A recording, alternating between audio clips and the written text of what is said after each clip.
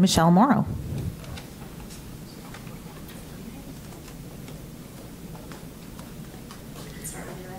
Okay, thanks. Thank you guys for opening this up to give us an opportunity to talk about what we would like to see as citizens of North Carolina for the next superintendent of schools. It is a huge responsibility as well as it is a privilege, I think, to be the head of the largest school district in North Carolina. But we all know that our school system is really suffering. While mental health and violence and problems in our schools are skyrocketing, our math scores and our reading ability and even our ability to be able to compete with other states and in the world is diminishing. And there's really no reason for that here in North Carolina, especially in the Triangle. We have been one of the #1 places to live, to do business, even to travel to. And so our educational system should be the same. I think we all know a superintendent has the job of overseeing all of the other administrators, right? And so what we really need is we need to bring back academics. We need to focus on safety, scholastics, and staff support. I think those are the 3 S's that we really need to focus on in today's day and age. Back 20 years ago, there was a 2 to 3 year wait list to be a teacher here in Wake County, and we are looking at still having 400 vacancies for full-time teachers here in Wake County. That is a harm to the teachers that have remained, and it's also not giving the students the education that we should be providing them here in Wake County. We have got to manage that every student, by the time they're through 5th grade, they have mastered reading, writing, and math. Those have to be the priorities in our elementary school aged children.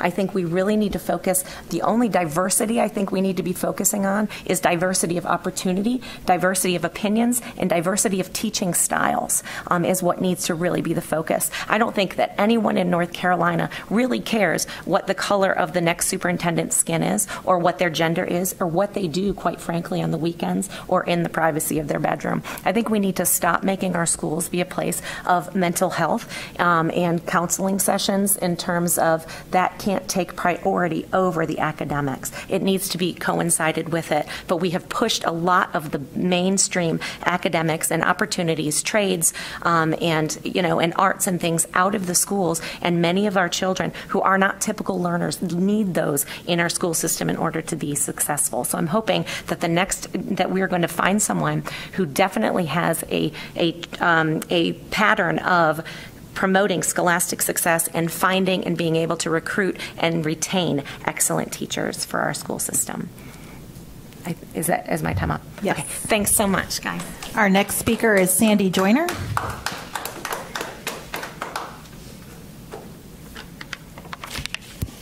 Got it? Hi there. Thanks for having us tonight. I'm Sandy Joyner, and the parent and the vice president of Carolina Teachers Alliance at carolinateachers.org.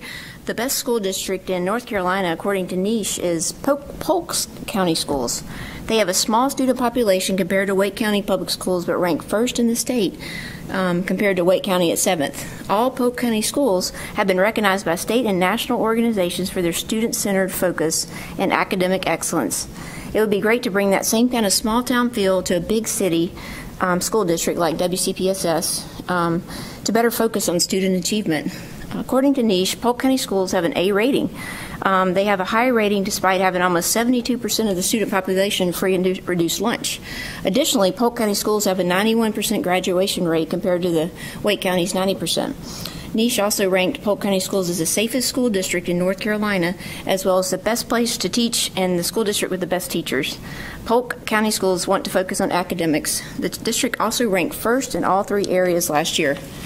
We were always pleased to receive notification that Polk County Schools has earned the highest ratings from an independent reviewer such as Niche, said Polk County Schools Superintendent Aaron Green. The success we achieve results from the tremendous effort of our staff, hard work by our students, and support and involvement from our families and community. Polk County is a special place. We have a community that values education and provides both fiscal and material resources to us so we can do better for our students. Aaron Green said he is proud of what their students and schools have been able to accomplish in being one of the highest performing districts in the state. The focus of the Polk County Superintendent is academic excellence, education, and doing what's right for the students. Academic excellence, education, and doing what's right for the students should be the focus and top priority of the new superintendent of the Wake County Public School System. What we need in Wake County is a visionary, innovative leader who values transparency, an inspirational leader who is accountable and bases decisions on what is best for students and their education. Thank you. All right, our next commenter is Becky Lou Hobbs.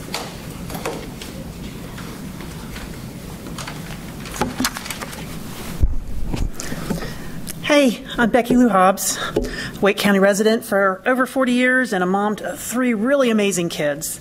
And all I want for them and for all kids is for Wake County schools to provide them the quality education that they deserve. The choice for the next superintendent of Wake County schools is crucial. Public education is failing our kids, and the new superintendent must be able to lead the schools back to providing the quality education for all.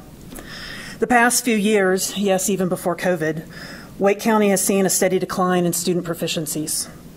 Unfortunately, the focus had turned from providing quality education to focusing on social agendas. And this is why the new superintendent should focus on providing the quality education for the roughly 160,000 students in Wake County. Education that focuses on reading, writing, math, history, and science, supplementing with arts and education and arts and sports. But one of the school board's top priorities on the job posting is equity, and that's a social agenda. Where's equity gotten us these past 10 years? It's not improved kids' education. In fact, it's robbed them of the quality education that they deserved. To quote Pastor Amanchukwu from last week's board meeting, equity lowers the bar, overlooks merit, puts the focus on skin tone only. Equity is legalized theft because it takes away from the productive person and gives to the unproductive person. The focus on the new superintendent should be based on how he or she will provide the students of Wake County a quality education. So I ask you that you ask candidates some more pertinent questions. How is the new superintendent going to address learning loss? This is what is affecting our kids now. This is what will continue to affect them for years to come. How is the new superintendent going to focus on curriculum that teaches our kids how to read and write and learn math, science, and history? Is he or she going to ensure that it's a quality program free from social and political agendas? And how is the new superintendent going to ensure that curriculum is accessible to parents? Parents need this information in order to help their children. And how is the new superintendent going to encourage parental involvement? As you are aware, students are far more successful when parents are involved. And I also hope you're not considering any former board members as superintendent. So, will you be choosing a superintendent based on their qualifications, on how he or she will provide quality education to all students in Wake County? Or will you be choosing based on his or her appearances and social check marks? Thank you. The next person signed up to offer comments is Emanuela Priester.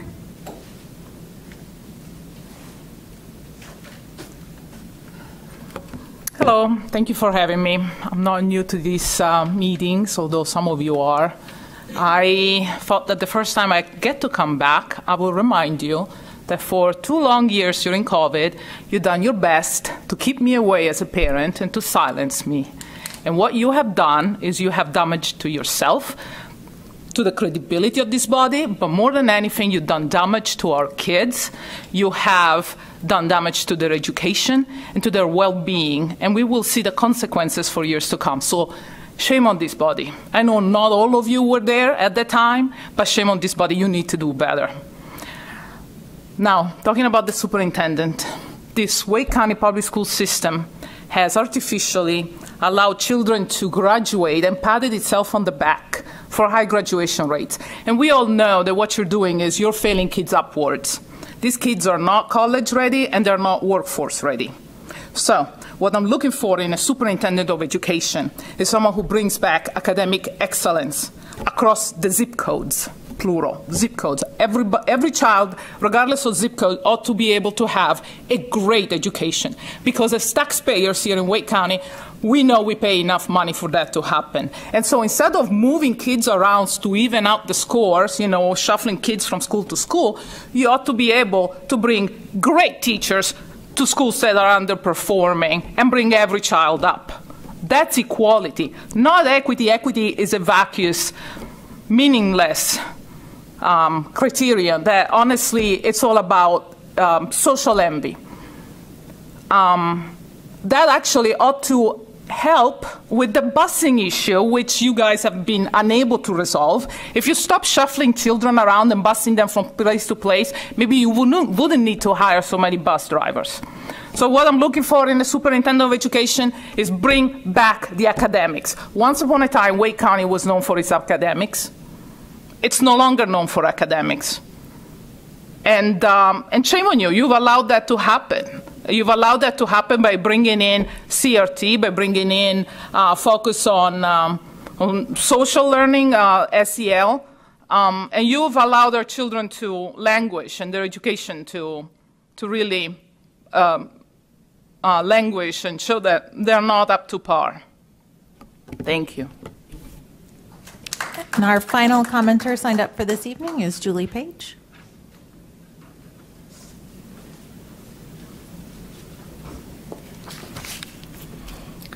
Hi, y'all. Thank you for taking the time to listen to what parents want in a superintendent. I wrote a big, long thing. I'm just going to kind of run through it really quickly. First, student achievement, proficiency, and success. Everything the school district does should have these as the top priority.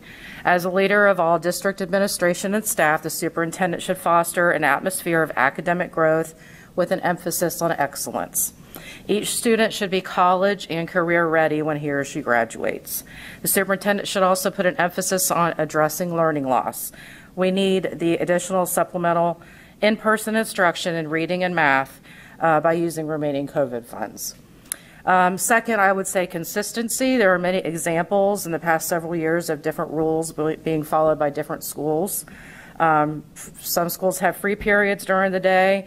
Some schools allow or don't allow volunteers in the classroom. There's just been a lot of lack of that between, all the elementary schools and all that.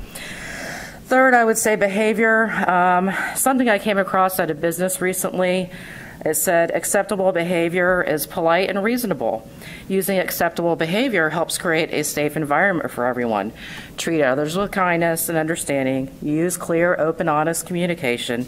Say please and thank you. Focus on the positives.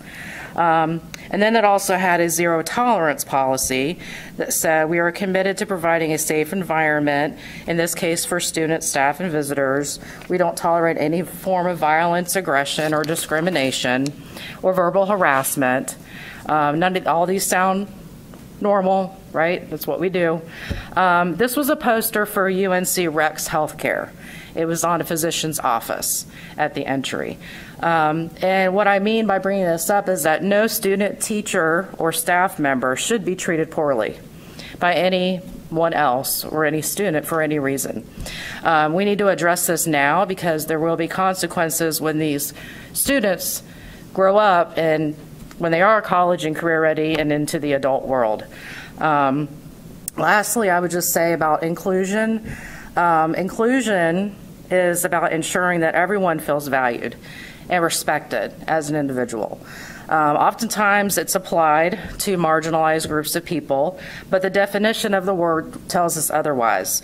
The practices of not respecting or valuing all individual beliefs or requiring affirmation and celebration against one's beliefs is the equivalent to trampling on individual liberty. So I ask for a focus on academic excellence, consistency among schools, proper spending of funds, a kindness culture, and equality in education. Thank you.